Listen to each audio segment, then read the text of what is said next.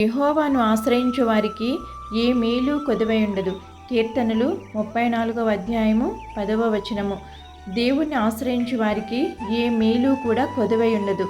ప్రయాసపడి భారము మోసుకొనుచున్న సమస్త జనులారా నా యొద్దకు రండి అని పిలుస్తూ ఉన్న ఆయన మనలను విడిచిపెడతాడా? ఆయన రెక్కల క్రింద మనకు ఆశ్రయం ఉంది. సింహపు పిల్లలైనా లేమి గలవై ఆకలిగొను గాని యెహోవాను ఆశ్రయించు వారికి ఏ మేలు కొదువై ఉండదు అని దేవుడు చెప్తూ ఉన్నాడు. ఎవనికైనాను జ్ఞానము కొదువుగా ఉండేలా అతడు దేవుని అడగవలెను, అప్పుడు అది అతనికి అనుగ్రహింపబడును. కనుక దేవుణ్ణి అడిగిన ప్రతి దాన్ని మనము పొందుకుంటూ ఉంటాం. మన జీవితాల్లో మనము దేవుని సంతోషాన్ని, ఆనందాన్ని అనుభవించగలుగుతూ ఉంటాం.